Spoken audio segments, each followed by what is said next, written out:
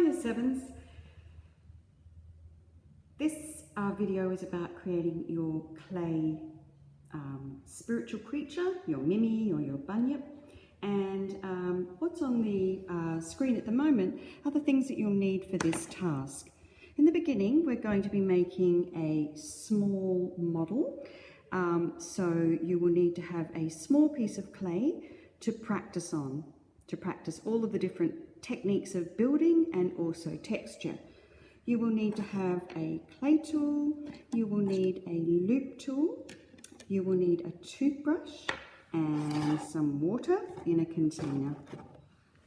Okay, so what we're going to do first of all is take the piece of clay and knock that piece of clay into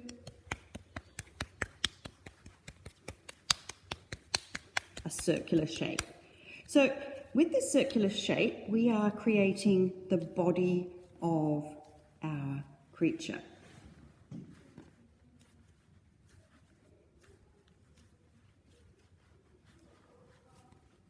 Okay, so I've kind of got this into a circular shape. Now, the body of your creature might also be tall and thinner.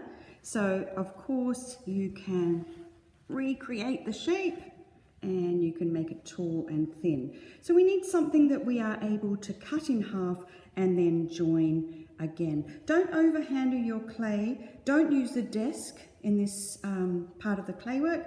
Just use your hands to work with the clay. Now, you need to cut this piece of clay in half.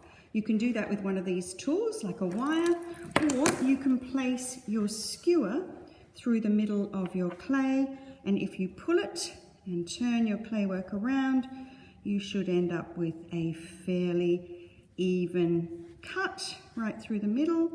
Just make sure it's cut all the way through, and you end up with two pieces of clay.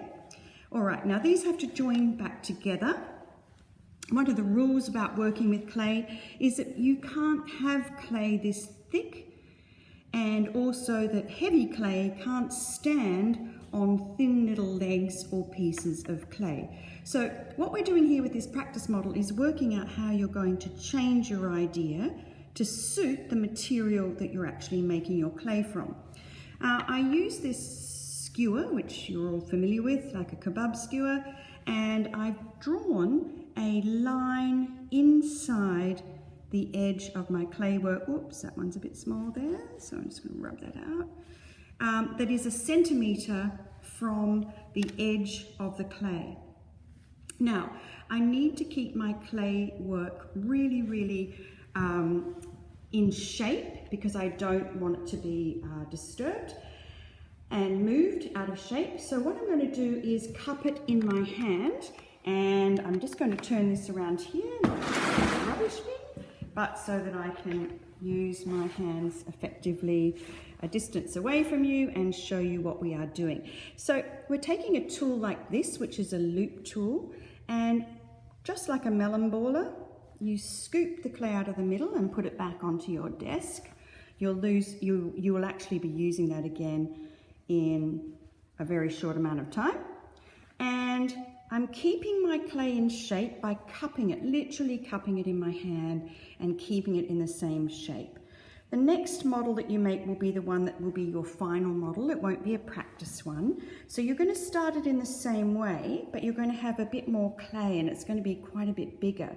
So it will be a little harder to cup it in your hand. So use this one as a practice to get used to feeling what clay actually feels like and how it can go terribly wrong. So any mistakes that you make in this particular piece of work are all good. So that piece of clay now, if I feel around on the inside, we have this amazing sense called proprioception, and I can feel that it's about 1 centimetre thick all the way through. And anywhere that it might be a bit thicker, I might just need to pull out a little bit more clay than that. I'm just going to do the other side. Okay, in front of you now.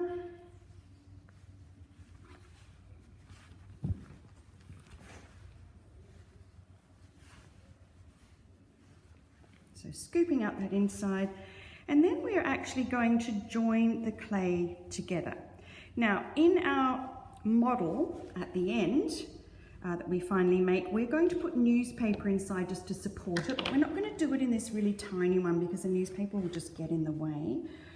So there's another video for you to watch about using the newspaper on the inside. What we need to do now is create a kind of glue that locks both of these pieces together. So I'm going to now get my water. I'm dipping my toothbrush into some water, and on the surface of the clay I'm creating a sort of mud, which is called a slurry. So you can see it's quite shiny, not too wet, but it's also quite textured. It has the brush of the toothbrush on it. You need to press a little bit hard, you know, you've got to get a bit of texture on there. I'm going to do it to the other side.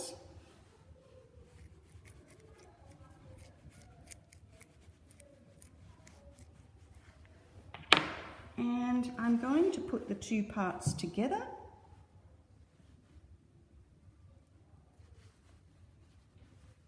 Just move them around a little tiny bit. Give it a bit of a wiggle. Tiny bit of pressure towards the center here.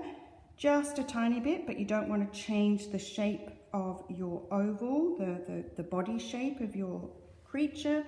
And then using the wooden clay tool that you have, or your fingernail from the back, you need to scrape the clay from one side to the other so that it is joined.